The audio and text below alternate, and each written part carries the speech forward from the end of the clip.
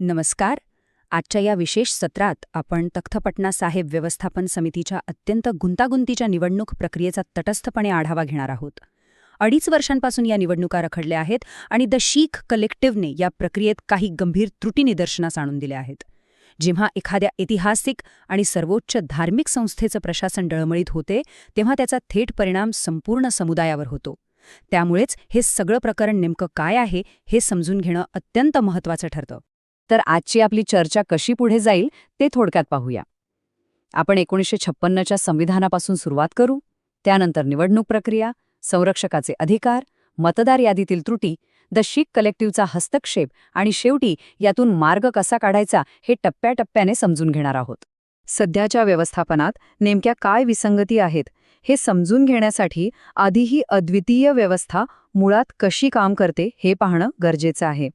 खरं तर SGPC किंवा DSGMC या संस्था जशा वैधानिक राज्य कायद्यांवर चालतात तसं पटना साहेबचं कामकाज चालत नाही. महंतांकडून नियंत्रण काढून घेतल्यापासून कोणत्याही औपचारिक कायदेशीर अधिनियमाऐवजी ही संस्था पूर्णपणे 1956च्या एका आगळ्यावेगळ्या संविधानावर चालत आली आहे. आणि विशेष म्हणजे गेल्या अनेक दशकांपासून यात कोणताही बदल झालेला नाही. आता या संविधानातून प्रत्यक्ष व्यवस्थापन समिती कशी तयार होते ते पाहूया. आणि ही प्रक्रिया खरोखरच खूप गुंतागुंतीची आहे. ही 15 सदस्यांची समिती नेमकी कशी बनते हे खूप रंजक आहे. ही समिती 5 वेगवेगळ्या गटांमध्ये विभागलेली असते. यात 3 थेट निवडले जाणारे स्थानिक शीख मतदार असतात, 2 सदस्य संपूर्ण बिहारमधील गुरुद्वारांच्या प्रतिनिधींद्वारे अप्रत्यक्षरित्या निवडले जातात, 3 सदस्य थेट जिल्हा न्यायाधीशांनी नामनिर्देशित केलेले असतात, 6 सदस्य प्रमुख संस्थांनी नामनिर्देशित केलेले असतात आणि उरलेला 1 सदस्य या 14 जणांकडून सहनिवडलेला असतो. म्हणजे स्थानिक मतदार, प्रादेशिक गुरुद्वारा अध्यक्ष आणि संस्थात्मक प्रतिनिधींचं हे एक अत्यंत क्लिष्ट असं मिश्रण आहे.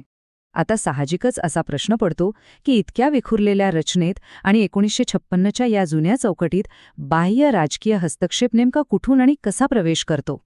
या प्रश्नाचं उत्तर शोधण्यासाठी या धार्मिक प्रशासनातील स्थानिक न्यायव्यवस्थेची ऐतिहासिक भूमिका समजून घेणं अत्यंत महत्त्वाचं ठरतं. उपलब्ध माहितीनुसार एक गमतीशीर पण तितकीच गंभीर बाब समोर येते. 1956च्या संविधानात कस्टोडियन म्हणजेच संरक्षक या शब्दाचा थेट कुठेही उल्लेख नाही. तरीही स्थानिक जिल्हा न्यायाधीश प्रत्यक्षपणे हा अधिकार वापरतात. महंतांच्या काळापासून ही प्रथा चालत आली आहे आणि ऐतिहासिकदृष्ट्या पाहिल्यास जिल्हा न्यायाधीशांनी नामनिर्देशित केलेले हे 3 सदस्य अनेकदा राजकीय पाठबळामुळे अध्यक्ष किंवा सरचिटणीस यांसारखी समितीची सर्वोच्च पदे सहज मिळवतात. हा यातला एक अत्यंत महत्त्वाचा दुवा आहे. नियमांची आणि चौकटीची ही माहिती घेतल्यानंतर आता आपण द शीख कलेक्टिव्हने नोंदवलेल्या जमिनीवरील वास्तवाकडे वळूया. इथेच या व्यवस्थेतील सर्वात मोठी त्रुटी उघड होते. संविधानाच्या नियम 4 नुसार मतदार काटेकोरपणे शीख आणि अमृतधारी असणे अनिवार्य आहे. पण जमिनीवरील वास्तव याच्या पूर्णपणे उलट आहे. मतदार याद्यांमध्ये चक्क सुनील कुमार किंवा मंगलादेवी यांसारखी उघडपणे बिगरशीख नावे समाविष्ट आहेत. संविधानातील कडक धार्मिक नियम आणि प्रत्यक्ष यादीतील नावे यांच्यात हा एक प्रचंड मोठा विरोधाभास आहे. आणखी एक चिंतेची बाब म्हणजे 1984 नंतर मोठ्या प्रमाणावर स्थलांतर झाल्यामुळे स्थानिक शीख लोकसंख्या लक्षणीयरित्या घटली आहे.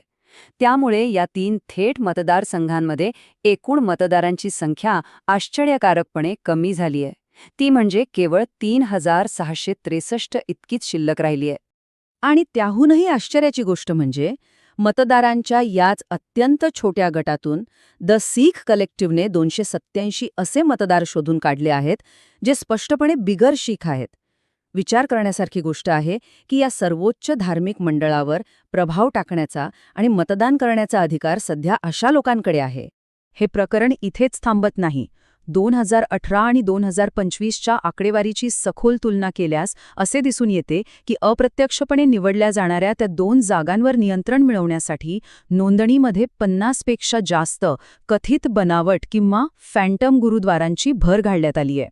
एका गुरुद्वाराच्या अध्यक्षाला किंवा सचिवाला मतदानाचा अधिकार मिळतो आणि नेमका याच नियमाचा फायदा घेऊन ही संख्या वाढवली गेल्याचे निदर्शनास आले आहे.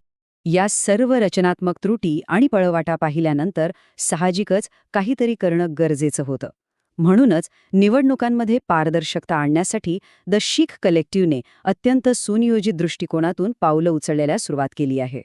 ऐतिहासिक आकडेवारीची काळजीपूर्वक तुलना करून आणि जिल्हा न्यायाधीश व बिहार राज्य निवडणूक प्राधिकरणांसह संबंधित अधिकाऱ्यांना सतर्क करून ते निवडणुकीपूर्वी या प्रशासकीय चुका सुधारण्याचा प्रामाणिक प्रयत्न करत आहेत. त्यांनी केवळ अधिकाऱ्यांशीच संपर्क साधला नाही, तर मतदार याद्यांमधील विसंगती समोर आणून पंजाब आणि पटना साहेबमधील माध्यमं आणि शीख संगत यांच्याशी संवाद साधला आहे, जेणेकरून याविषयी मोठ्या प्रमाणावर जागरूकता निर्माण होईल. आता शेवटी या संकटातून बाहेर पडण्याचा मार्ग काय?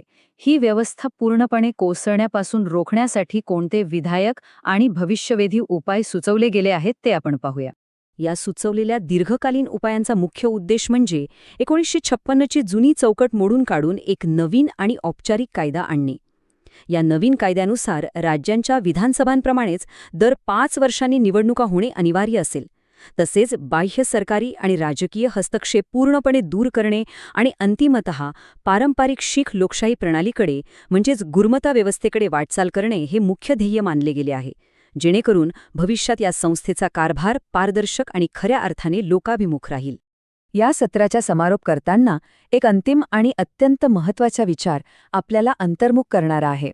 हे सगळे सुचवलेले उपाय आणि हस्तक्षेप शीख समुदायाच्या सर्वात महत्त्वपूर्ण संस्थांपैकी एक असलेल्या पटना साहेबमध्ये पारदर्शकता परत आणण्यासाठी पुरेसे ठरतील का, की या ऐतिहासिक व्यवस्थेचे भविष्य असेच प्रशासकीय गुंतागुंतीत अडकून राहील?